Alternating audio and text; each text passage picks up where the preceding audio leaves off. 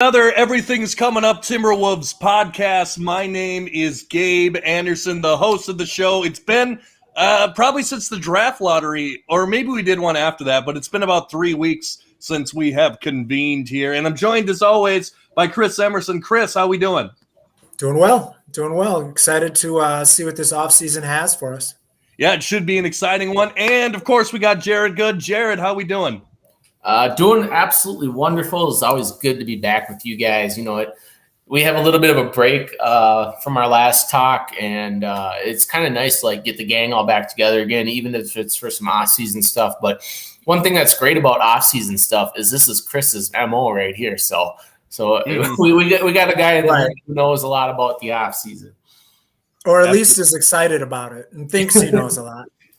Oh, I believe me. I think all of us are excited about the offseason. And, yeah, I mean, the sky's the limit for this team, I think, in the offseason. Well, maybe not the sky's the limit because we do have some restrictions. But, yeah, I'm super excited. So let's start with it. Timberwolves in the offseason right now. Obviously, What are you looking for them to do? We'll start with you, Chris. What are some moves you want them to make this offseason? I mean, the two big names, Miles Turner, Ben Simmons. I mean, I think those are like the two big prizes. You know, that's the two big things that are prizes for almost anybody in the trade market, and they're fit. They're perfect fits for us. It just comes down to compensation and salary. Like, more than even compensation for me is salary. So I mean, for me, this is what's going to be interesting is I know we're going for one or the other, if not both. We're not going to get, the plan isn't both, but we're going to, have offers in. So I think Ben Simmons is going to be gone in the next couple of weeks. And it's going to be interesting to see what he goes for. I think I would be happy at max giving a package of, it's going to have to be a 3-team deal and go Rubio, Beasley, handful of firsts if they, however that works out. Protected or unprotected, really. I could go unprotected. And either Nas or McDaniels. I mean, I would hate to lose either one of those. But, I mean, the asking price is going to be high. I mean, this guy's a stud. Mm-hmm. So that would be my top. And Miles Turner, my top would be, Beasley and Culver maybe, or Rubio and a pick kind of thing. Which we've talked about it before. Rubio and a pick would be great for them because it frees up tons of cap space in the year after this coming one, which – they could chase a max guy. I mean, it's going to be fun, and I'm just excited to see what these guys go for, and if we're willing to, what we're willing to push into the table, because we do have a solid young team. We can just build on that. Like, it wouldn't be horrible, but I don't think that's the plan. Right, for sure. And Jared, what moves do you see the Wolves making this offseason, or basically lay out what the plan in your estimation? So you guys and many people that have watched our podcast know that I've been Mr. Ben Simmons since the beginning of whether or not it was a thought or not, and so I've been kind of the Ben Simmons guy for a long time. And I kind of said, basically, I thought we needed to land the pick to make it happen. I don't think it's completely out of the realm now. But when I look back at it, I think, okay, so the Pacers have already been offered, the Sixers have already been offered Malcolm Brogdon and a first-round pick. And, on the surface, it's oh, that's kind of a good deal. But, that Pacers pick is going to be 26th or around 26 in the next year draft. So, I mean, maybe that's just enticing. Yeah, it's going to be real late. And so, when I kind of look at that, I'm thinking – who would be more beneficial to the Sixers? Rubio, Beasley, and maybe, a future pick if we can offer it. I'm not sure. I think we can now offer a future first. And to me, if you have Rubio, he's older, but he's a pretty solid point guard. You have Maxey. You have Beasley, who's a bona fide flamethrower, basically. That kind of fills a little bit of the – see, you got to think about the 76ers is they're not going to just make a trade and rebuild. Like, they have a pretty solid core. They still have Tobias Harris. They still have Embiid. And, you know, like – they're win now. Yeah, I mean, they really are. I think they're still a little bit far out, even with the trade. But, like, I think what they really want to do, which kind of surprises me, but deep down, I think what they really want to do is they want to land Kyle Lowry in a 3-team trade. And that's absolutely something that we could fit the mold for. But, like, if you were a guy to tell me that, that Kyle Lowry was that much better than Malcolm Brogdon, me as a basketball fan, I would say you're a little bit crazy. But that's just my personal opinion. Everyone's entitled to their own. But, yeah, the Sixers, it's going to be interesting to see what they do because they already have offers on the table, and we'll see if the Timberwolves can get in and match some of this with another team possibly. Mm-hmm. Chris, go ahead. You had something? So I think that's the way. I mean, I think it's Toronto, and I think that's the way we get the deal done if we get the deal done. And I think it's – so at the trade deadline last year, Toronto wanted Rubio. It was national news. It was talked about. It wasn't – I mean, who knows how truthful those things are, but it was said that they wanted Rubio. So they still want Rubio. I mean, there'd be no reason – it's not like they were making a big playoff run, really, so it's not like Rubio was going to be the spark to push them to a playoff run. They're comfortable with his salary at the trade deadline, so that means they're still comfortable with it now. Them having a high pick, which could be Suggs, it would make sense to bring in Rubio since Kyle Lowry is leaving. And he's going to be a restricted free agent, but they're not signing him. That, I mean, almost for his own good to let him move on. So it makes perfect sense for us to send them Rubio, who they wanted. Lowry will probably get about that kind of contract, about a $17 million a year contract going forward. He's not young. So if he gets like 4 years at 17 a year, that salaries match up perfect. We toss in a future first, protected or not, just to broker the deal with them. So now it's not that Philly's getting Rubio, Beasley, and a first or two. It's that they're getting Kyle Lowry, Beasley, and a first or two. Now that trade makes sense. Lowry's from Philly. Like, he's a hard-nosed defensive player, knows how to get buckets, can shoot, and you add a flamethrower like Beasley, who Doc Rivers has always had, like, three-point shooting specialist. It's something that he desired. It's why he went and got Seth Curry. So that's the deal that makes sense to me. But who knows? Somebody else might have a better package. Maybe they don't love Beasley. Maybe, you know, like, you have to know how much these guys like each other. But on that Toronto deal, I mean, relationships are huge in the NBA with GMs, and we just negotiated with Toronto to get Chris Finch here. So we have a good vibe with them, I would assume. Rosas and Morey, good buddies, you know, so we've got a vibe with them in the 76ers. Like, it's not crazy to think that these three teams could work together on something, especially because it seems perfect. Like, they were interested in Rubio. Kyle Lowry would want to go home. He's still got some game left. They're in win now. The trade makes sense. If it happens, it happens. But that's what I think it'll be, if it's anything. I'd be surprised if it's not involved with Toronto.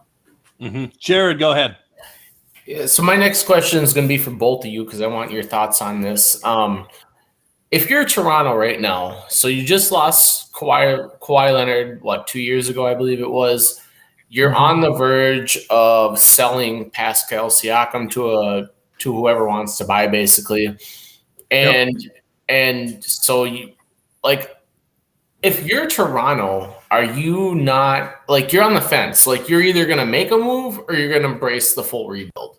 So if you're Toronto, what would you do? Because I think if I was Toronto, and I am one of the most, like, homer win now guys, but, like, if I'm Toronto right now, I kind of try and get as many assets as possible and just start over.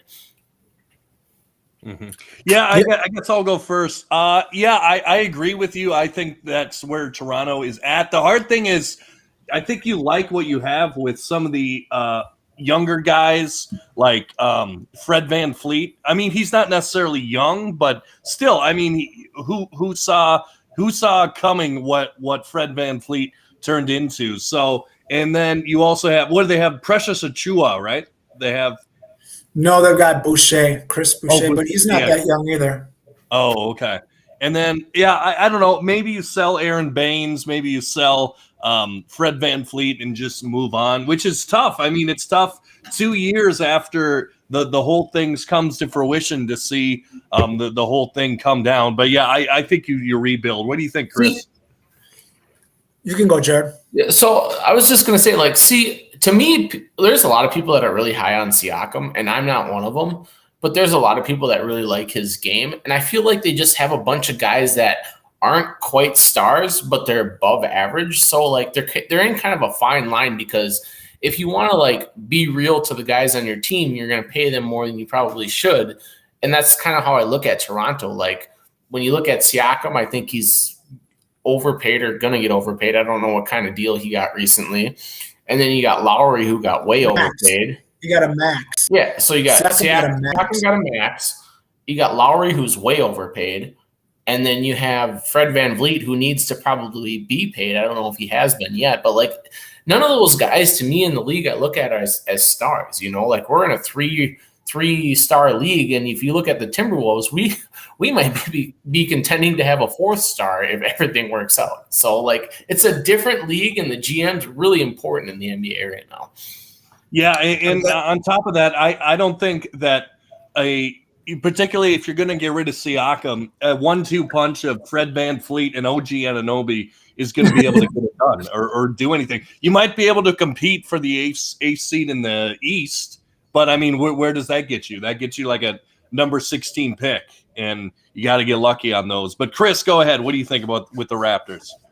Well, I'm glad you mentioned GM, because that's another question. Is their GM Musai? I can't say his name. Ujiri? Sure.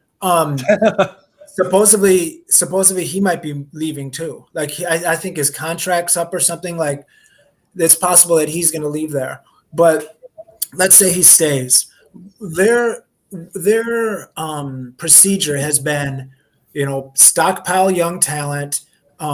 Work through the G League, get this young talent in-house, get them worked up, develop them. That's how they've done with all their guys. Siakam, that's what they did with Van Fleet. That's what they did with OG Anunoby. That's what they did with Boucher. That's what they've done with all these guys. There are a couple other cats that they had.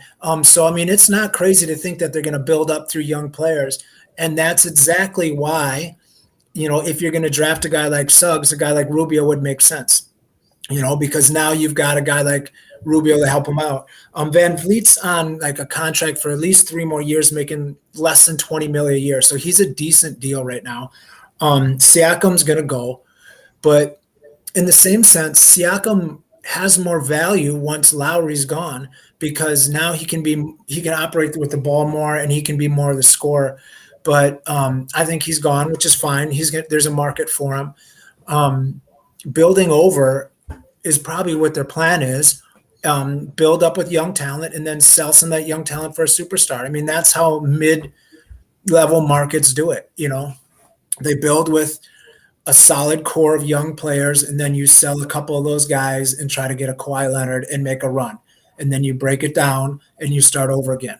And this is just their start over again time. This is a quick question for you, Chris, because you'll probably know more than I will. But, like, I feel like the Thunder were kind of in that realm a few years ago. And I feel like they have, like, just a ton of draft picks coming up. They have to, because, like, they have. They do. They have, like, every draft pick. They have, like, half the draft picks in the next 3 drafts. So do you think, like, comparing to Toronto to OKC, do you think that they could make the same kind of move if they were willing to sell some of their, I would say, slightly above average pieces? I don't think any of them are stars. I really don't. You're talking about Toronto selling stars? Yeah. I think Toronto will sell Siakam. I think they'll keep the rest. OKC, the problem that they have is, they've kind of got a reverse strategy, I feel like. So Toronto, I think, stockpiles young talent and builds them in-house. What I think OKC is trying to do is stockpile draft picks and then trade as many of those to try to move up. So like, it's like if I give you 2 or if I give you 3 late round firsts, can I get a 12th pick? Or 225, 26, and 27 range first round picks. Does that get me up to a 10th or a 7th pick? That must be their plan because they've got all these okay draft picks, like none that look like they're going to be top 10 really, or not top 5 for sure. And those players are usually just okay. Like that's not that's a really big gamble at that part of the draft. So I don't know what their plan is, to tell you the truth, but I'd rather be the Timberwolves than them. I'll tell you that. I'd rather have Anthony Edwards and Karl Anthony Towns in my hand than have 75 draft picks that are just maybes. Mm-hmm, absolutely. And I think we'll go away from Toronto Raptors talk. But yeah, definitely better to be a Timberwolves fan right now. And we'll talk about this later. I don't know if you guys, Chris, you said you were skimming through the Slam magazine article with Anthony Edwards. I heard a little bit about that. We'll talk about that in a little bit. But what I want to bring up, some other kind of smaller guys, like obviously we could go after Miles Turner. We could go after Ben Simmons. But smaller guys that we could potentially, and I know I did a small little video on this. Personally, I think that a good guy to maybe go after would be like a Larry Nance Jr. Maybe throw him in there. He's a little undersized to be the all in all power forward. And honestly, and I could be crazy on this, but I think I argued this in my video. Why not give Nas a chance to be the Twin Towers with Karl Anthony Towns? I think we've seen enough out of Nas. I think he's an absolute bucket when you get him the ball down low. Like he can absolutely get after it. What do you guys think of that? Kind of smaller guys, or just sticking with the guy that we already have? What would you guys think about Nas starting this year at power forward and us just standing pat? What do you guys think? We'll start with you, Jared. Yeah, I'll jump in first here. So I love Larry Nance. I've loved a lot of his game throughout his career. Like I just love guys that can play a decent amount of minutes and just produce. Like Larry Nance can shoot on the perimeter a little bit. He does just a little bit of everything. I love stat sheet stuffers is what I like to call them. I think that Nance is a really good fit for this team, but I feel like Nance is if we miss out on the other guys type of move. He's kind of like a reserve move. Yep. And Nas, I think the quick answer to Nas is his conditioning. Like I know Chris is going to tell you how much he loves Nas Reed here in about 30 seconds when I'm done blabbing. But Nas is his big thing is conditioning, but his minutes have progressively moved upwards, which is really encouraging to see. I don't know if he can play 30 minutes a game, but I definitely think he can play 25. Mm-hmm. Chris, go ahead. By the way, let's refer to him as Team USA, Nas Reed, by the way, because he is an official member of Team USA, even though he was just on the little play and practice squad. That's Team USA, Nas Reed. I missed that. I did see that JaVale McGee got signed today. Nice. Yeah. JaVale McGee and what's it, Keldrick Johnson or something from the Spurs? Johnson from the Spurs, yeah. I missed the Nas part though. Yeah, him and Anthony Edwards went down there as like the young talent to practice against the team in Vegas. Nas tweaked his shoulder a little bit or something, and Edwards sprained his ankle a little bit, but just that they were selected, it's cool. What I'll say is, Larry Nance isn't bad at all. I think he's a solid vet. Like you said, he does a little bit of everything. He was like almost leading the league in steals for a while this year. Good passer. I think he gets 4 or 5 assists a game. Like he's a solid all-around guy, and he'd be a great vet to have on that front line. And Nas, I think 100% deserves time. And he's what's going to be interesting. Like if we go after Miles Turner, so we bring in another full-on center type guy, I don't see how Nas even gets many minutes. Like Nas will be stuck in the 10-minute range.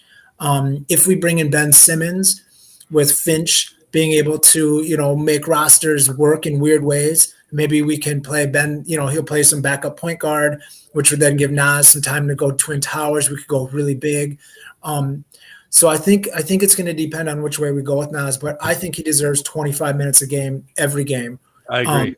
And I just don't.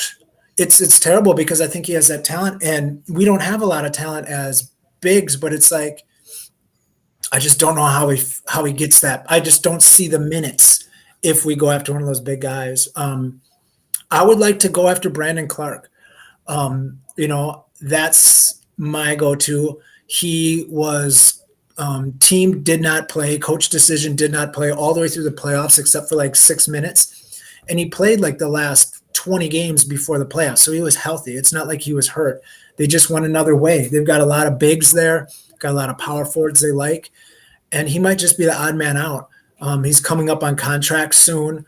So it'd be interesting to see it all comes down to how much you got to give. If he's a pretty easy get, I would give that a shot.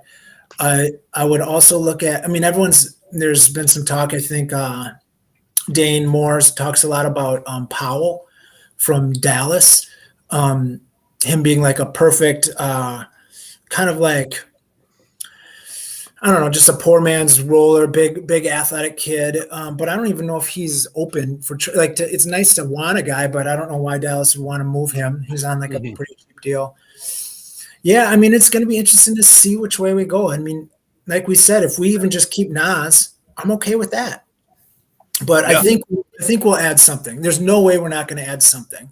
6'8" or above, 6'9" or better on this roster. It's every time there's an interview, they acknowledge the fact that power forward's an issue, and they're not hiding it as a front office, which is cool to see. So they're gonna make a move. And with all these guys kind of demanding trades this year, like with guys like Fox out in Sacramento being told like he's on the trade market, basically. Ben Simmons being said he's on the trade market. Colin Sexton saying he's on the trade market. Like Obi Toppin's name being out there. Like all these young, talented players supposedly on the trade market. It's not surprising that there's going to be a lot of moves in the offseason, and we'll get our dirty little grubby hands in there somewhere and pick up a big. One name you threw out there, Obi Toppin. What would you think of like an Obi Toppin move?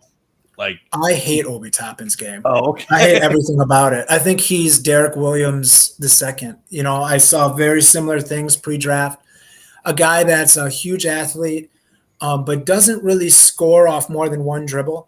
Like every time you see him scoring, it's like a catch and shoot or like a one dribble power move or something like that. And I don't think he's big enough, just like Derek Williams wasn't, to succeed in that sort of overpowering way in the NBA. Like guys like Zion can do it because they're super freaks, but Obi Toppin isn't that. I think he was 5 pounds, or maybe Anthony Edwards was 5 pounds heavier than Obi Toppin. It was really close in weight because Toppin's legs are super. He's just not. I don't. To answer your question, no. I would really dislike that move. I want to backtrack here for 2 seconds. So Chris mentioned Brandon Clark, and Brandon Clark is an interesting player to me because I feel like he's your prototypical power forward. He can get you 12 and 6, block a few shots, give garbage man. Yeah. And an interesting thing to me, like not even for just the Wolves, but like the league as a whole, do you think I don't really want to call it an emergence, but like the media loves Triple J or Jaren Jackson Jr. Like the media is like, this dude is it, but he's always hurt, it seems like. Or maybe it was just 1 year. I'm not quite sure. No, I think the last two of his 3 at least. Yeah, but the media loves him. So does the media have a bias with a guy like Brandon Clark due to how much they love his, I guess, counter partner? I would say in a way, the media 100% has a bias against boring, unflashy players. And I think that's what we need. And that's why, Ben Simmons is kind of flashy, but he's really not. He's a guy that's just going to play D and rebound. That's what we need. We don't need a guy so here's JJ's issue. He shoots like 40% from three, which is amazing, and he blocks shots, which is awesome.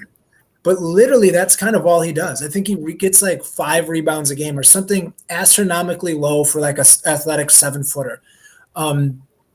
He's almost the exact opposite of what the Timberwolves want. Like if you told me you could have either one of those players, I'd almost take Brandon Clark more because he knows his role. He's not going to be jacking up shots and taking shots from, Beasley, Edwards, D'Lo, Karl Anthony Towns. Like we don't need another guy trying to score 20 points a game. Kind of what's happening with Team USA right now. Like they don't need another guy shooting, trying to be the MVP of the Olympics. They need a guy to set screens and roll hard. So they went and got JaVale McGee. They don't need another guy trying to put up 25 a game to make a name for himself. So they got this guy from the Spurs who's going to play hard D, can defend multiple positions, and it's going to move the ball. That's what we need on the Timberwolves is a guy who defends, moves the ball, isn't a liability shooter. Like we need a little bit better Vanderbilt. That's all we need. Like if Vanderbilt, even if he adds if he could be like a 32% 3-point shooter, just corner threes, corner jumpers, I mean, we might not need much more than that. It's just maybe like Vanderbilt is athletic as he is. He really isn't a high flyer. Like we throw lobs to him, but only it's not like he's finishing high. Like we need a little bit better than him is what we need. Since you brought up Vanderbilt, I'm going to pull both of you guys in the room, but in my head, I feel like we either need to move Vanderbilt or McDaniels because their trade value recently has gone up a lot. And I'm not a big fan. Vanderbilt's a free agent. Okay. So he probably might not be back here then. He's restricted. I mean, it comes down to our team's really going to offer a lot for him, I don't think so. So, I just think the lack of offense for Vanderbilt will keep teams from offering a lot. So we might be able to get them cheap. For almost nothing. So, yeah, I hear what you're saying. I mean, I think we can get him on a Naz Reid type deal right now, like $1-2 million, $3 million a year, $2 million maybe. Yeah, absolutely. We have a YouTube question. Yeah, it's a good one too. Let's see, where do we at? Oh, he says Russell played better towards the end of the year, but will we get ISO Russell or will he be the team player that Finch got him to be? I'll let you guys answer that and I'll tell you what I think. Go ahead, Jared. I don't think we're going to see a whole lot of ISO. I think there's too much talent on this team to be an ISO team. I think we're going to be a 3-man player, like I've talked recently about towards the end of the season when we had Cat, D'Lo, and Ant running kind of that like high flash dive cut across the middle. But I guess a lot would change for me if we added Simmons because like I know that's kind of the pipe dream right now as Wolves fans are, but like I think you're gonna see a lot of like high-low stuff with like assuming we were to get him. This is a big assumption, but I feel like you're gonna see a lot of high-low with the 4 and 5, and then you're gonna see the 4 be able to dish back to some of these guys that can just straight up launch threes and be killers. Mm-hmm. Yeah, and I would say I don't think we're gonna get ISO. What was it? ISO Russell Westbrook. Yeah, I don't think so because honestly, watching him towards the end of the season, once he got this guys back, I mean, he was kind of ISO when when it was kind of running dry and when they didn't have much around him. But looking at some of his stats from the past couple, I mean. In the month of, let's see, the last month they were playing, that would have been April, I believe. He had 4 or 5 games where he had 10 total assists. When I watch D'Lo, I see him, yes, hitting some shots, yes, trying to attack, but I also see him really distributing the ball a lot. And that's something that I really liked about D'Angelo Russell's game was that he distributed the ball and tried to make other players better. And I don't think we're going to see ISO D'Angelo Russell, particularly with all the players around him and with Karl Anthony Towns in the paint. I mean, because you just give it to him or Nas, and I don't think there's any need for ISO Russell. What do you think, Chris? I think there's always need for ISO Russell. I think there's going to be times when ISO Russell is one of the most important players on the team. And there's going to be times when he's going to be a facilitator. I think in that Slam article, for example, Edwards said this summer, every once in a while, him, Russell, and Kat, every once in a while he'll get a text from them, and all it is we're going to the playoffs. Like, this is what we're doing. Like, Russell seems like the kind of guy right now, just by his attitude and the way that he seems to be wired, that he wants to win. And Kat's that way too. I think they all are kind of understanding that Edwards is, on their level, so they don't have to try to take it all. I see 3-man game. I see, a big setting a pick for Russell or Edwards, whoever has the ball. And then depending on how the defense reacts, you've got a third man to shoot, or you got Russell in mid-range or driving, or you got the kick to the big. I think we're just going to do that on either side, attack it either way. I see Russell being a team player, like not even more than Nets Russell. I'm talking even back to Ohio State Russell, when it was like his passing that really was impressing people. But I mean, that's obviously best case scenario. Who knows? But he doesn't seem to be that cocky, take over the game guy all the time. But there's times we're going to need that. There's times that Edwards isn't going to be hitting his shots. There's times that they're going to be putting all the pressure on Kat, and we're going to need a guy who can get hot and drop 40. And that's what the NBA needs, and that's what you have to have. And to have 2 or 3 of those guys on a roster is awesome. Yeah. So we're going to need a little bit of all of it. That's something that I was just about to bring up with, like, how cool is it that we finally have more than one option? Like the Kevin Love years, we had one option, basically, maybe Peck. But other than that, we basically had one option. During most of Karl Anthony Towns, you could say Levine, you could say Wiggins, but not really. You don't really trust Wiggins as much. But yeah, it's a cool time in Minnesota right now. So we have another a YouTube question from Traub. It's a kind of a league question. Should the Pistons draft Cade Cunningham and trade Killian Hayes, draft Cade, keep Killian, or draft Jalen Green and keep Killian Hayes? Who wants to go first? I'll go first. So I haven't looked at Cade's full outgrade, but I think he's going to play probably shooting guard or small forward. I don't think he's a true point guard. He's kind of bigger. The Pistons are a team that I don't absolutely love, and I know Chris will absolutely disagree with me because they're super young and they have some talent coming in.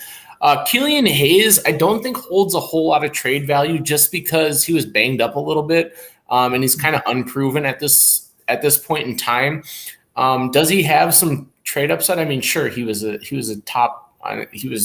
pretty high pick the previous year, but he played okay. I thought Killian Hayes played okay, but I mean, the short answer here is you draft Cade Cunningham here and just you live with it.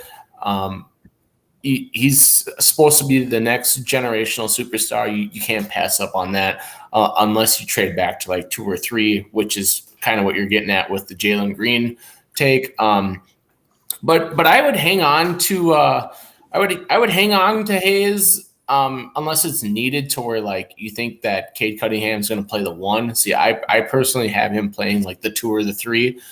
So I think you can keep them both. Your young team can definitely rebuild, and you guys, 3-4 years from now might have a shot to be something. It's similar to what the Timberwolves just went through. We were horrible for a lot of years. Like it didn't just happen overnight to where we all of a sudden think we can make the playoffs. Mm-hmm.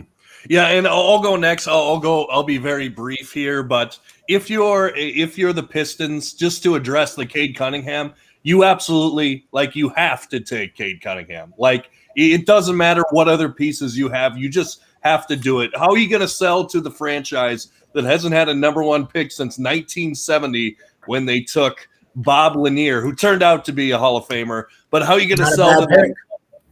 Like, yeah, how are we going to sell to them? Oh, yeah, we're going to try with Jalen Green. No, you absolutely have to take Cade Cunningham just because of his upside. But I'll let you, Chris, go ahead and address the Killian Hayes part of the situation. Side note, I think Bob Lanier came to my elementary school when the All-Star game was here. I think Really? I'm almost positive he came. Yeah. And the big thing about him was he had like size 22 feet or something. And that was like the cool thing about Bob Lanier. That's just a side point. Killian Hayes is good. I like him. He's a lot like Malcolm Brogdon. He's got a lot of, they always said he had D'Lo swagger, but that might just be the lefty in him.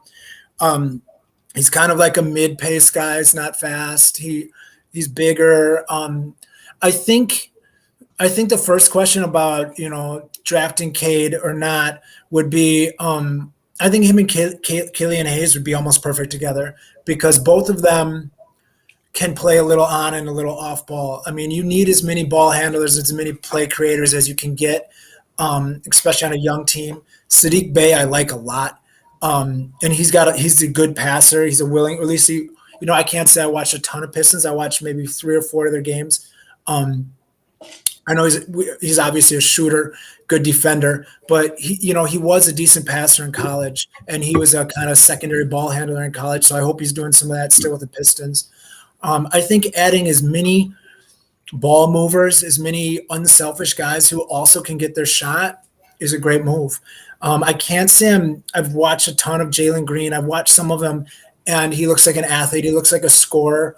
But, I mean, I didn't watch full games to see what he does without the ball. Like, is he a good player, or is he just like a good, 2K player? Like, does he have, can he shoot threes and dunk so it's fun, and he's fast so it's fun to play with on 2K? Like, does he know what he's doing? So I can't answer that question. But about trading Cade, always listen is what I would say. What are people offering? Like the Rockets, maybe they're offering, Tate, Kevin Porter and their pick, like I would listen to every offer. I'm not in love with Cade to the point where I think he's the next LeBron James by any means. I watched a couple of his games and I wasn't super impressed, but I can't say I watched enough to really have a great read on him. People I respect say that he's, think he's way more impressive than I do. So I trust them. But I would say you listen to offers, and if someone blows you out of the water, you take it, and I think they're doing the right thing in Detroit. I like what they're doing. I trust the moves that they've been making. So I would, your GM seems to be solid. But if I was in charge, I would say take Cade. Play him with Killian Hayes, play him with Sadiq Bey, play him with that big bad boy that you got down low. What's his name? Isaiah Stewart, guy from Washington, played in that Washington system with McDaniels. He's a beast. You got a nice young team that you could build around and kind of do like what the Hawks did, where they've got 15 solid guys or 10 solid guys instead of having 3 superstars. I mean, obviously Trey's a superstar, but I mean, they're just one guy after another. That's kind of what those mid-market teams, like I was talking about Toronto, have to do. Like, you're not going to be the Nets. You're not going to get those 3 superstars, So I'd say take your shot. All right, looks like we have another question on from YouTube, and it's a little bit of a throwback question. What's your guys' favorite Kevin Garnett moment with the Timberwolves? And I got to say, I'll start with this one. Definitely when we beat the Kings and he was on top of the scorers table waving the Howell towel. That was definitely my favorite moment. But what about you guys? So I'm a little older than these guys. I was actually at some of those games when we were in the playoffs, making the run up in the nosebleeds. I think the Carlson boys I went with. My favorite KG moment. So I remember when he was a rookie and Sam Mitchell was starting over him. And my favorite moments was just watching him like flash, as a young player, as a first, second year player. And I remember I hated Sam Mitchell. He's probably one of my most hated Timberwolves because they kept playing him over Kevin Garnett. And I was like, play this young kid. Like, he's got it. Like, it was like young Giannis. Where he did a little bit of everything. Like, he'd flash on defense, he'd make a great pass, he'd make a big dunk.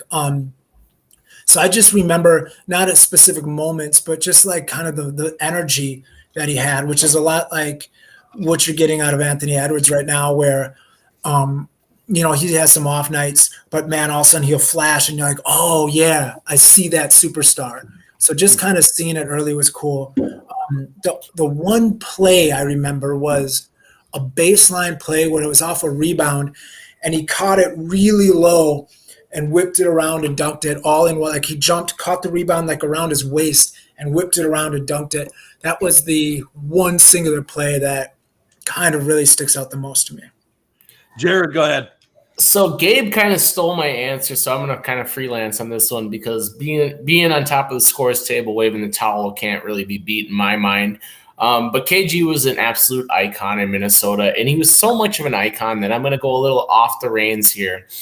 Do you guys remember the guy that painted Garnett on his shirt and he took it off and the jumbo canvas moved in on him and there was like a big deal? And then he came for his return in it was like, I don't know how long the time frame. It was probably 10 years later. And his son they move in on him on the Jumbotron. His son's kind of, Dad, come on. And like, this is a big time frame here. Dad, come on. He takes off his shirt and he's got Garnett painted with the basketball. That was one of my favorite moments as a guy who really loves like crowd noise and crowd support and like just having something super outside of basketball be really important to people. It was something that was really cool to me and kind of gets underlooked because a lot of people really haven't seen it. Mm-hmm. And then of course, that guy something. He had a nickname, that old guy. Because that second time he did it, he was like 45. Yeah, like he was old. Like, he was a grown man. Jiggly Belly guy or Jiggly something. It was funny though. Speaking, and I'm sure Chris, you remember this. Jared, maybe, but do you guys remember the guy who would who would like sit courtside and hit the newspaper on it? We got to get him back. He would kneel and pound it. There's a long story about him. Like there's internet articles about him and why he's not there anymore. I forget what it was, like a falling out or something. But yeah, I know that guy. Didn't he? Wasn't it that he? Didn't he just got sick of the Wolves being bad? I think it was something different. I think it was something different, but I don't remember. Oh, okay. Okay. Also, well, Jared is gone for a second. What I think, like, remember when the Wolves, when Toronto we were talking about Toronto earlier, they were making that run to the championship and they had Drake courtside and everything. I feel like we need like the Minnesota equivalent to that. Like who could that be? Like, well, it used to be Jimmy Jam, but yeah, Lizzo would be huge. I mean, if she keeps making albums that are big. One cool thing. So speaking of fans and fans in the stands, in that article, that Anthony Edwards article, they talked about how he was like the third youngest player to score 40 or something like that in a game. And in the article, he said, on all those games where he had huge nights, it was because some fan talked some mess to him, like talked some crap to him. And he was like, oh, okay, well, let's see how it is. And he just got his score going. So he seems like somebody that really gets energized off fan support and a little bit of that trash talk. So that was just cool to hear that. He said most of those huge like outputs were because he was fired up from some fans saying something. So just for a young kid like that to think next year, hopefully, knock on wood, Delta doesn't go crazy and we have a full stadium full of fans. A guy with that much hype energy already, like, who knows, man? It's possible he's going to be a monster. Literally just off, like, he's like a kid, like with a sugar rush, So like those fans, that energy gives him that sugar rush. That alone might spark him to a big second year. I think that Anthony Edwards, and this is going to sound sacrilegious, being how much I loved Kevin Garnett growing up, Anthony Edwards has the potential to be my favorite Timberwolf of all time because he's just so much fun. He's just a kid, like you said, he's a kid in the candy store. Just like, also, I didn't read the article, but I heard some excerpts. he was saying that like for the first time in his life, he's starting to watch film and he actually like enjoys watching film. Like I'm sure that Coach Crean at Georgia made him watch some film, but basically watching film on his own accord and like he's actually like watching film and he's like, oh, okay, so if they're gonna give me that shot, I'm gonna go. Yeah. I'm gonna so go. What he said. Yeah. What he said was over the All-Star break, he went home to Atlanta and with his old coaches, they just started going over his film, which is something he'd never really done. And he was like, oh, okay, that jump shot, I didn't use my legs there. And, oh, okay, on this three, this is what I'm doing wrong. I didn't do this or that. And he just kind of went in the lab picking himself apart. And he said he really enjoyed it. And then he's, ever since the All-Star break, that's what he's kind of been doing. And that's what really made him step up. He said there's 3 ways that or is it 4? 3 ways. He says, once I found out that there's 3 ways, it's really nothing you can't do because I'm going to get there, he says. Like, he's got these 3 ways that he can score. And he won't tell what they are, he told them. But, the fact that he's watching film, I mean, he's 19. Like, this guy, has never had to do that. He's always been better. But in that article, they talked about how right after the season, he stayed here in Minneapolis. They thought Slam thought they were going to be in Atlanta or in LA or something like that. And they're like, no, he's staying in Minnesota.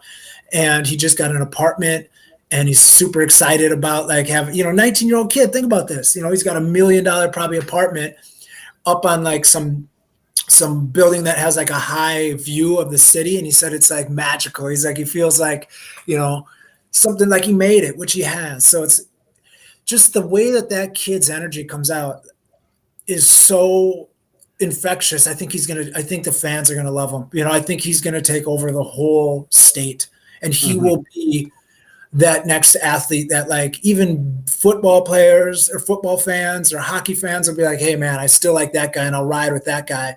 Right. So I think that's cool. Right, absolutely. And kind of like what you were saying, I have some like friends who I don't know are anti-NBA or like, oh, I'm only gonna watch hockey. But even they are like, man, Anthony Edwards, like he has it. Cool. Yeah. Go ahead, Jared. So there was a recent article that I read earlier this week that said if we had to redraft last year's draft, that LaMelo would still go number 1. And I read that article thinking, hell no. I completely disagree. But I mean, that's kind of like when we talk about like media bias and stuff, like, okay, yeah, he won Rookie of the Year and he was pretty damn good. Like, don't get me wrong. Yeah. But Anthony Edwards has like the ability to make like a huge superstar jump and pretty quickly, in my opinion. Yeah. I mean, whatever, like, okay, sure, national media, I get it. That's your golden goose, keep milking it. Congratulations. Keep saying that. Anthony Edwards probably loves hearing you say that. And while like in the Slam article, they talk about Anthony Edwards is getting shots up. Like he's in the lab, he's working hard. He's in the gym right in the off season. He said his goal is to have one of those 2nd-year jumps that people are like, holy cow, that's a huge jump, like big change. Like that's his goal. And I don't know what LaMelo's doing. I don't know if he's putting in work. I'm sure he is. But, I saw him on the MTV Music Awards or something like that with gold fronts, talking about like hanging with rappers. He was supposed to be like with some porn star as a girlfriend or whatever. Like, I mean, who's to say, like, young kid, do what you do. I'm all for it. You're a young, rich man, do what you do. But, I mean, I'm happy with our pick. That's all I'm going to say. And especially for the Timberwolves, like that's so silly. You're telling me you want to add a ball-dominant passing point guard when we already have D'Lo and Rubio on the roster? Like, come on. That's just the media being the media. Like, it doesn't make sense. If he was so much better than Anthony Edwards that it's a no-brainer, then yeah, maybe, even if the positions don't make sense. But he wasn't that like you could say maybe he was better. I disagree, but I mean, you would have an argument. But come on, for our roster, it's just silly. Also, I mean, what we got to remember is it's not like it went Edwards then LaMelo. it went Edwards, Wiseman, and then LaMelo. Do Don't you get me think that started the on that. Warriors are kicking themselves right now? Like they have to be. I mean, their whole point of that draft pick was just to use it in a trade. I mean, they don't care who it is. Their plan from the start, from the D'Lo trade, was you get Minnesota's pick, you get our high pick, and you're going to trade Wiggins' salary, which is max level salary, and you're going to take that super high number 2 pick. You're hoping it would be a more impactful player, so that had value, and then you're going to take that Timberwolves pick wherever you get that. It's like at what 7, and you're going to package that to get the best player possible. You know, they were hoping it was a LaMelo Ball type player, like type impact, or Anthony Edwards type impact. Because if you put that, the number 7 pick, and salary to match in Wiggins, who's still a 18, 19 point scorer, so he's still worthwhile, you could get yourself a Ben Simmons type player if Wiseman played great, but he didn't. You know, I mean, there's still teams that probably love him, but you know, that value is not great. Mm-hmm. Yeah. I totally agree. And so let's kind of tilt the conversation a little bit. Have you guys been watching any USA basketball? A little bit, or? I watched a little. I watched some Olympic. Like I watched some Nigeria versus Argentina to watch Balmero. I really haven't watched too much USA basketball because, I mean, I also I didn't watch an All-Star game. You know, like that's really not what I'm interested in. So I haven't watched hardly any of it. I caught a little bit of the Australia game on replay on YouTube, and USA was up by like 8 points in the third quarter in that game. So it was almost kind of more of like a blown lead as opposed to they just lost. So I thought that was kind of interesting. Also, I've listened to some national radio, and Greg Popovich has kind of been jumping down reporters' throats post game and saying, "Are you going to let me finish my statement here before you jump down my throat?" And so he's pissed off, and he should be. You know, like your Team USA, you shouldn't lose to anybody, whether it's an exhibition. I don't care who's on the team. Like you got bona fide, you got basically an all-star team, and you lose to some of these national teams who, I mean. The Olympic game is a little bit different. I think the 3-point line is shorter, I believe. Yeah, and so they kind of like to run and gun Euro. It's almost like a little bit of like a Euro ball league in a way. And dude, some of these guys just really play hard for their country. I know that Josh Okogie publicly said today. He's like, if I win, you know, any kind of medal, he said, you better believe Rubio, Prigioni, and all the other guys that have played overseas. Yeah, Wancho, they're all going to hear about it. I saw that today. It kind of made me laugh because I was like, hey, you know what? Assert yourself if you're going to be on this team, you know? Mm-hmm. Yeah, but I mean, for Team USA, let's not lose to Nigeria again. Like, come on. Like, I know they shot like 20 for 24 from the 3-point line, but let's not do that again. Chris, go ahead. Yeah, I mean, one thing we have to remember is these are scrimmages. You know, these guys just all came from their respective teams where they're all the guy that was eating the most. They're all the guy getting their shots. So it's going to take a little bit of time for them to fall into their pecking order. I don't think the team's constructed very well. I think it just got better when we got 2 role players. One thing about EuroLeague or Euro Ball or Olympic Ball is you can goaltend everything. I'll tell you who loves that, JaVale McGee. That's the guy who likes to do some goaltending.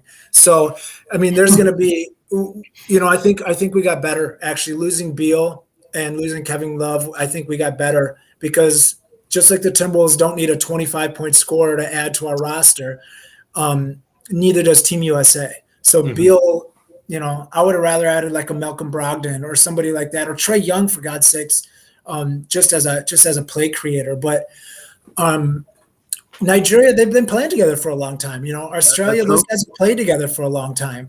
And maybe not all of them. Maybe some of the Olympic guys go in and fit in their roles, but a lot of those other guys, maybe 4, 5, 6 of those guys might play together a lot.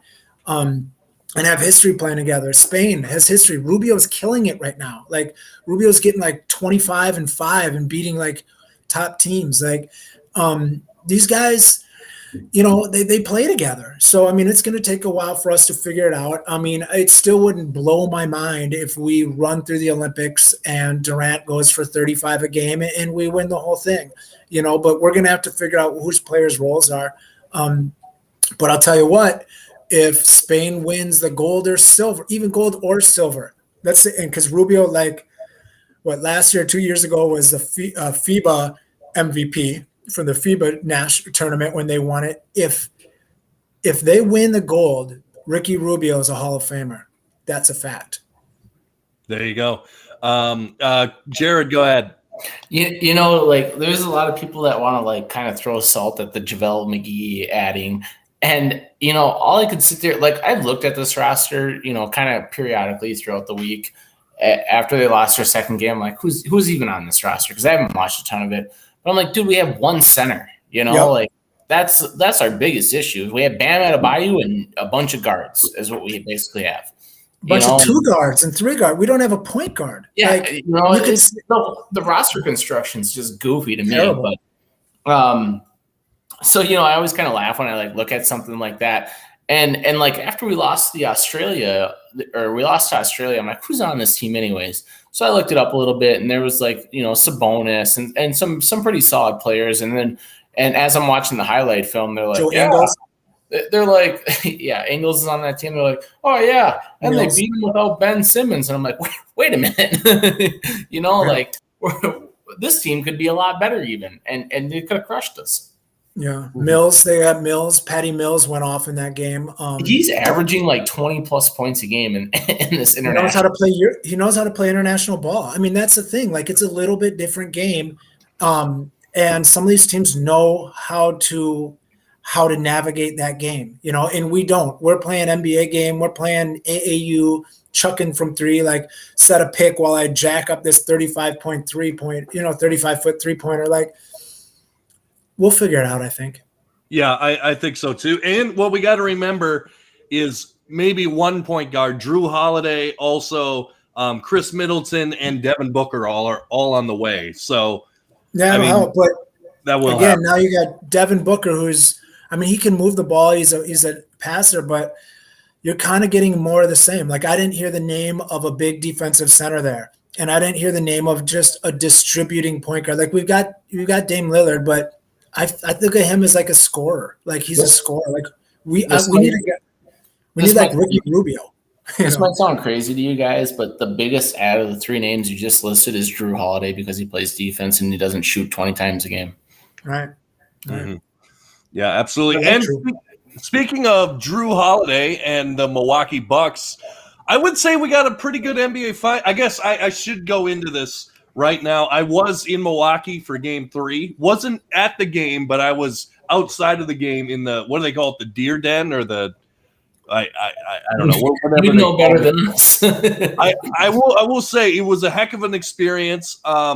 They love their Bucks down there, and I was just thinking about it. Man, do I want this experience for Minnesota so bad. I want to experience not only NBA Finals, but they're out there for the playoffs as well, every game. So it was a ton of fun.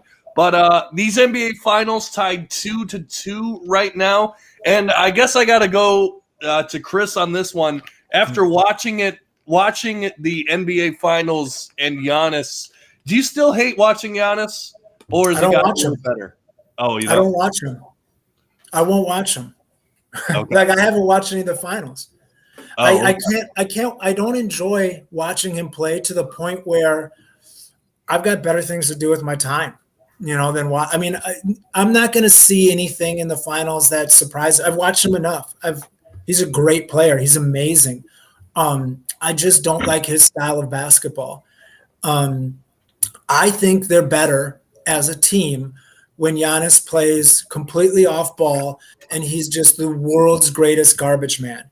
He's a lob guy. He's a hard cutter where Drew Holiday's the ball player, the ball creator, or Middleton's a play creator, and you hit him, as a role guy. To have a player that could give you 20 and 15 and 2 steals and 5 blocks without being the guy with the ball is so valuable because now Middleton can get you 20 and now Holiday can get you 20. But when you have Giannis being the guy trying to get you 45 points and doing that stupid, like, I'm going to step back 3 feet, 4 or 5 feet and just start sprinting at the basket every time and runs, like, I can't watch that.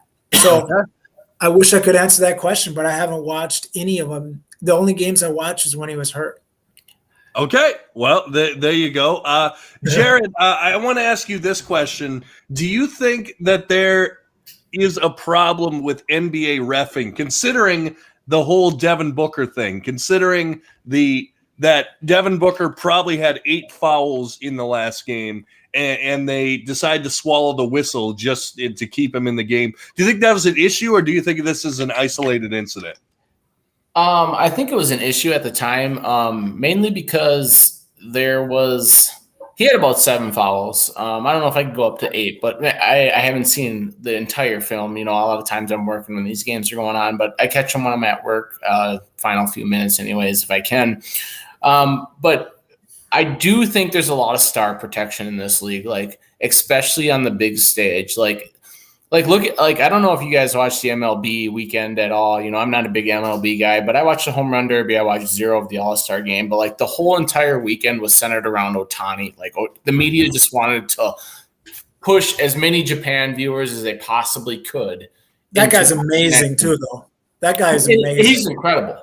But the media just put so much into him, and then he lost in the first round of the home run derby. He pitched 1 inning, I think, of the All-Star game. He got the win, whatever, he's a phenomenal talent.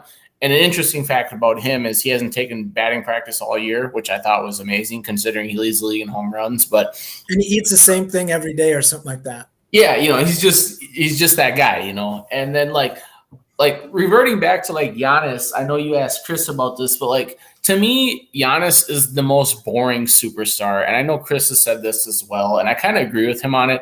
And it basically breaks down to this. He doesn't do anything well. He doesn't shoot all that well. He doesn't shoot from the free throw line well. He doesn't shoot from 3 all that well. He's just the most athletic guy on the floor by a wide mile. He is just super athletic, long, and that's great for the NBA. It's really good for the NBA. But as an exciting star, it kind of bores me because he's just that much more athletic than everybody else.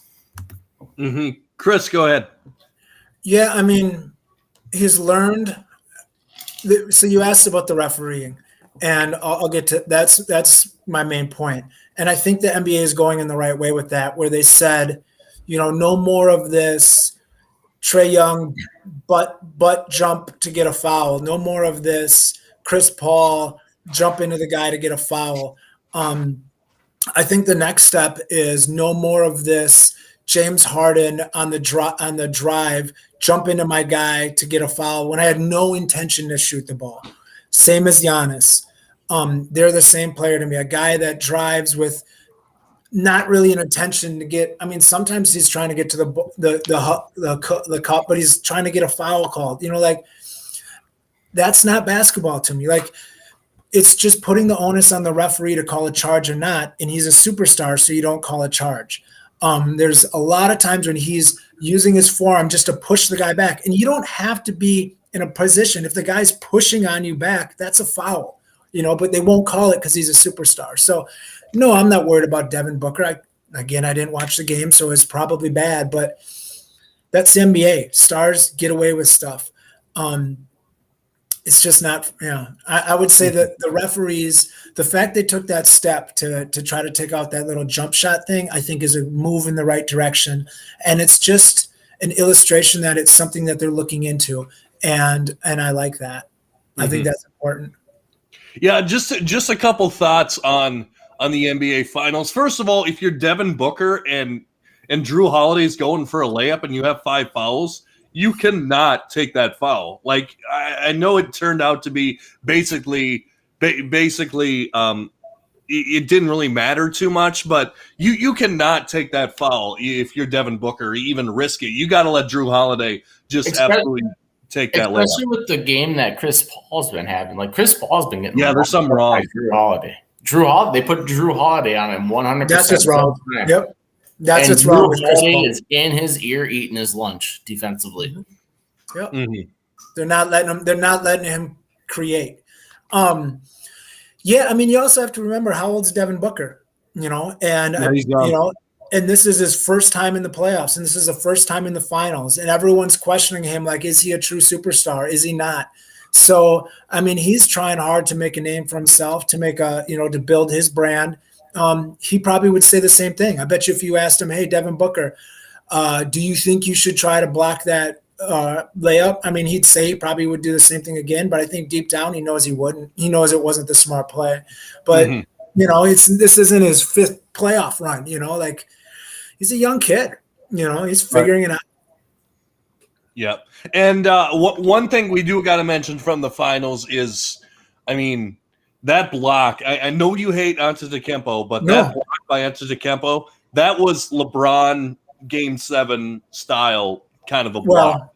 It was close. That was LeBron's block, but Game 7 and Game 4 are two really big differences. But I don't hate Giannis. I don't hate him at all. I love him. He was one of my favorite players when they drafted him. I texted my buddy, "You're going to love this guy." I hate his style of play. I think he's a great player. I think he's an amazing player. And not even his style of play. I hate the style of play that they're having him play. I mean, Coach Bud was a ball movement guy in Atlanta. He's the guy. He was the coach when Teague was an all-star, when Korver, I believe, was an all-star, when Horford was an all-star, because everyone was eating. They're moving the ball great. He's a Popovich disciple. I wish they had that play style. But that's also me. I don't like ISO basketball. I hate that place. I don't like it's aesthetically ugly to me, so I choose not to watch it. There's enough stuff going on in the world where I'll watch something else than something I don't enjoy. So, no, that was an amazing block. The guy's – it's almost like you could call the guy a freak. Yeah, that's true. Jared, go ahead.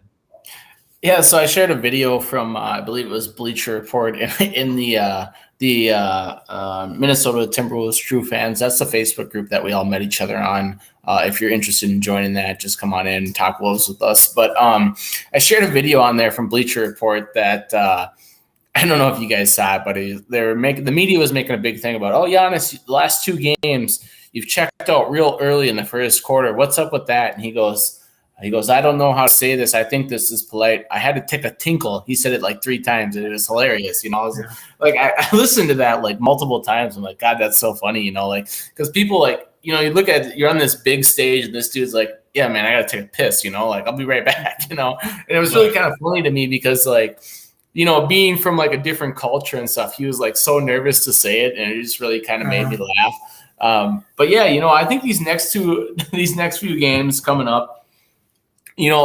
Prior to this series, I said Bucks in 6, and then I said Bucks in 5 if Giannis played. So obviously that can't happen. But I think the Bucks are a far better team. Looking back at game 1 and 2, game 1, Phoenix was 25 for 26 from the free throw line. You're not going to lose too many games when you do that. Game 2, Phoenix shot 50% from 3. You're not going to lose a whole lot of games when you do that. But I think front to back, I think the Bucks are a better team. And unless Chris Paul comes out and drops 20 and 15, I think the Suns are going to struggle. I just don't think there's enough scoring on that team to match the Bucks, who I think will dominate the rebound category. I think to a way they should dominate the 3-point shooting percentages, although I haven't looked at it front to back from the entire series. I just know that Phoenix shot out of their minds one game, and that was kind of my big reasoning to why they had lost that game, or the Bucks had lost that game. Mm-hmm. Chris, go ahead. They always say home teams bench players, home teams secondary, third kind of tier guys step up when they're at home, and when they're on the road, they don't. And that's, you got that Mikal Bridges, who I'll tell you one thing, bring it back Wolves direction. I hope there's a GM in the NBA right now that sees Mikal Bridges. So I also was a Sixers fan for a while, and I really wanted them to draft Mikal Bridges and keep him because I thought he was the kind of guy to add to that roster as a 3-and-D guy. You don't need to go for a superstar. You just want a solid guy. He was terrible. I hated him on the Suns for the first couple of years, and then he's looking really good now, and he's developing. I think that I hope there's a GM out there that sees Jared Culver in him, or some of him in Jared Culver, a guy that supposedly has the length, the defensibility, and a shooting stroke that they can develop into be that type of player.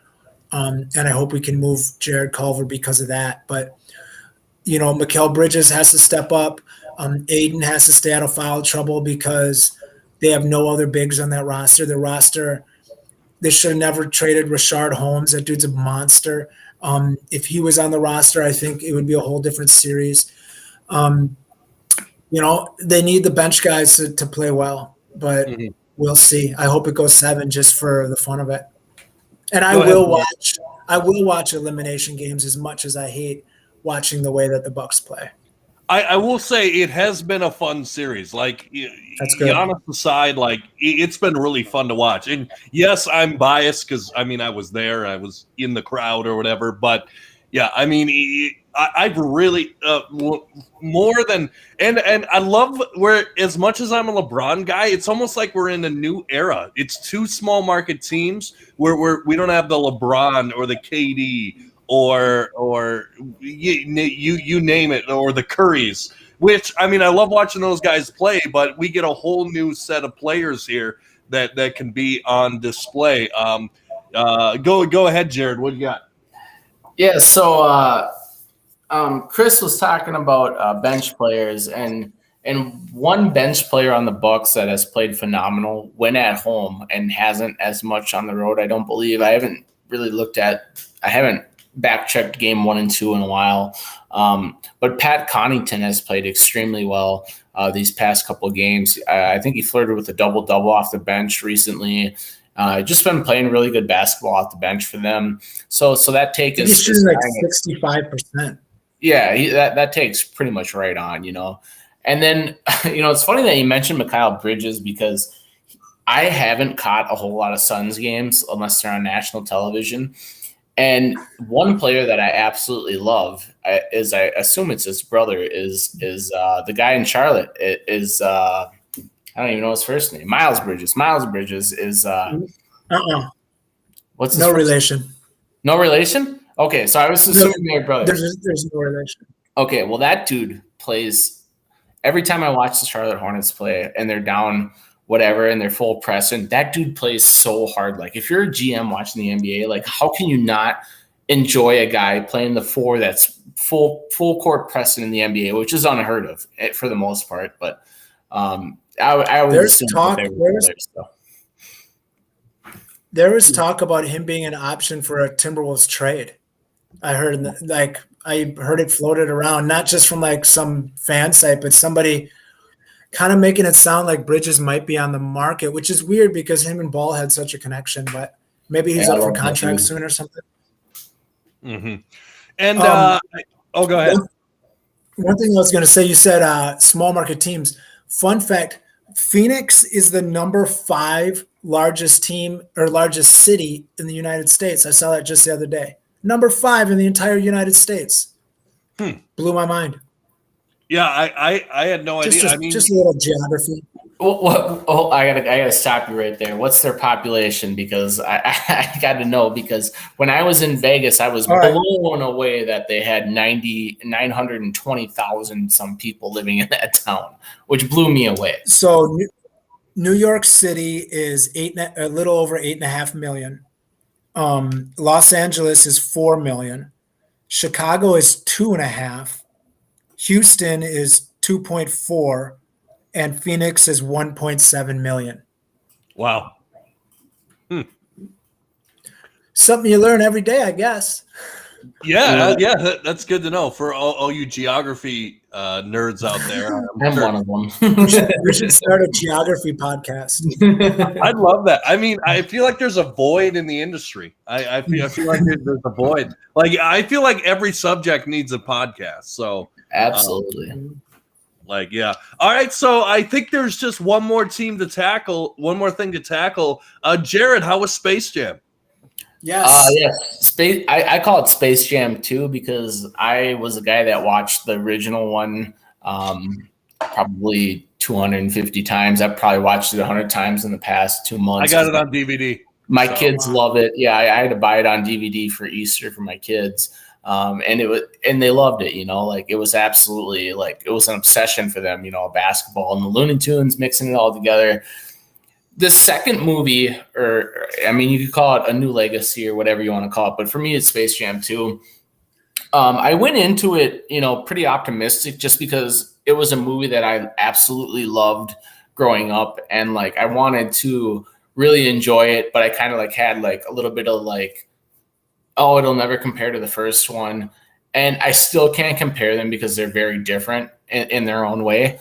But Space Jam 2 was extremely good. Like the amount of like characters that are in it from all of the Warner Brothers platforms was phenomenal. Like you had the Iron Giant, you had Superman, Batman, Robin. Like you just had all like you have to sit it. You have to see it. You have to sit down and watch it. I'm not going to spoil it for anybody. But the animation in it was absolutely phenomenal. I wouldn't be surprised if it won like a Best Picture because it was really that good. It was a little long, so it was 2 hours long. Mm-hmm. It was 2 hours long. It started slow, much like the first one, like in the first one where they're golfing and, this and that and then some, and he doesn't meet Bugs Bunny until like 45 minutes into the movie. Like that can be slow for like your children. I took my children to the movie tonight and they were like blown away by it because like it was super relatable and yeah, like it was super relatable to the first one, but it was different in its own way and it had a really like unique feel to it. And like, there's people that like I've read on the internet, even before I saw it all these days, there's so many mixed reviews. Some people said they loved it. Some people said they hated it. And I feel like a lot of that had to do with like LeBron James being the main actor. But one of the greatest things about this entire movie was it was hilarious. Like I never expected to go see Space Jam 2 and think that it was funny. Like there was a lot of really funny parts in it. So if you get the chance, like if you have HBO Max or I went and saw it in theaters, which is kind of out of the norm because I know a lot of people are watching it on HBO Max. But like, make a family day, go out and see it. If your kids have seen the first one, if you've seen the first one, I really think you'll like it. I was really, really kind of surprised with how much I liked it because I kind of went into it optimistic and I came out a little bit blown away by it. That's awesome. Yeah. No, I think I might go see it tomorrow. So, by the way, I want to leave everybody with this. To anyone who says that D-Lo can't play defense, take a look at this. Bam. Was that Jimmy Butler? I think so. One more time for the people in the back. There you go. Get that out of here. By the way, one thing about those players' camps that's awesome. I saw Jared Vanderbilt's having a camp down in Texas, I believe, and he said, surprise guest Anthony Edwards is going to come down for one of the days. So, just the way that Anthony Edwards is, staying in the city, being around the team, supporting, like you're not, Jared Vanderbilt isn't a huge draw, for selling at a camp. But now you add Anthony Edwards, I'm sure that camp sold out, which is cool for Vanderbilt to help him out like that. Like, just a good guy. Yeah, absolutely. And Cat was at D-Lo's camp, and it's cool like that players go. I remember I went to Mad Dog's camp a couple years, and we got a couple players. Like I remember we had a pair of Yao Ming shoes that one of the campers got, and yeah, it was a good time. It was a good time. Yao Ming, what could have been if he stayed healthy? He was a beast. Or Ming Yao. You got to say it right. You got to say it the Chinese way. Ming Yao. You know what James Harden would say if he was here with us tonight? He'd say, "Things are brewing in Minnesota, baby. We're getting there. We're getting there. One step at a time. We're cooking." Absolutely. And so I think we're going to put a pin in it there. Chris, thanks so much for being with us tonight. No problem. Remember, Ricky Rubio, Hall of Fame. You're going to see it. Absolutely. And Jared, thanks so much for being here. Absolutely. As Mr. Ben Simmons trade talk for the past 3.5 months, I'm ready to see the pieces fall and see where he goes. Hope it's here. Absolutely. We shall see. And if anything happens, we'll be sure to hop on and talk about it. Make sure to like, share, and subscribe and tell your friends. And you can also listen on Spotify to the Everything's Coming Up Timberwolves podcast. And as always, go Wolves. That's right.